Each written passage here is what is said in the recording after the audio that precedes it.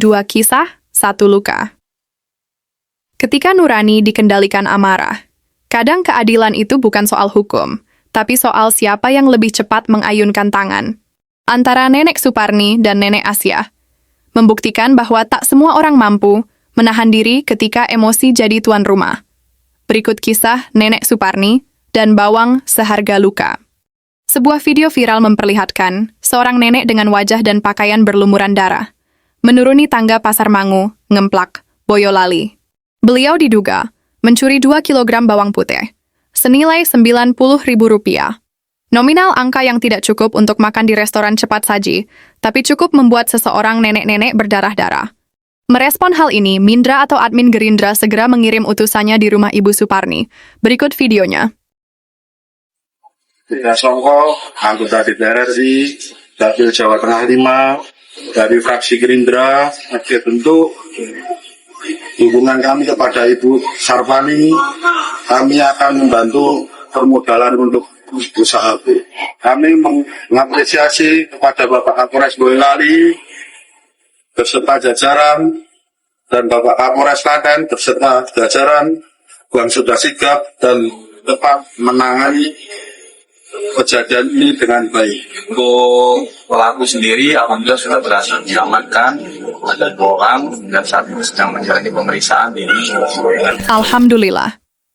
Akhirnya pelaku ditangkap oleh Kapolres Boyolali AKBP Rosid Hartanto. Mengonfirmasi peristiwa ini dan mengecam keras tindakan main hakim sendiri yang dilakukan oknum petugas keamanan pasar. Nenek Suparni adalah penjual sayur dan gorengan keliling yang sudah ke pasar sejak pukul 5 pagi.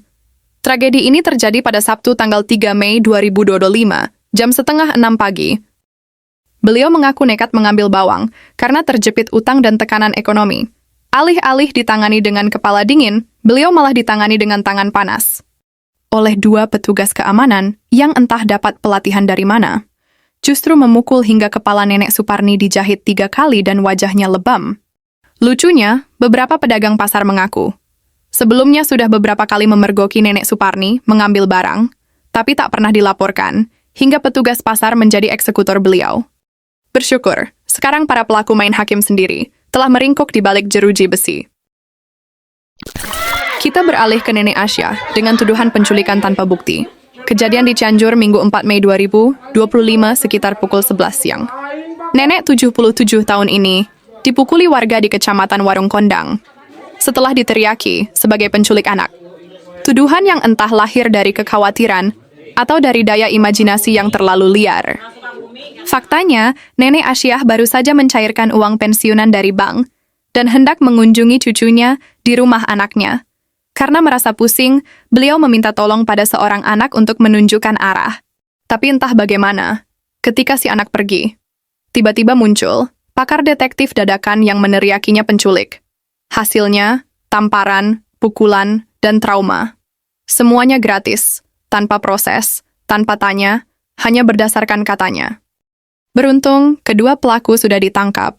Tapi pertanyaannya bukan hanya soal siapa pelakunya, melainkan siapa yang mengajari masyarakat bahwa insting lebih penting dari akal sehat?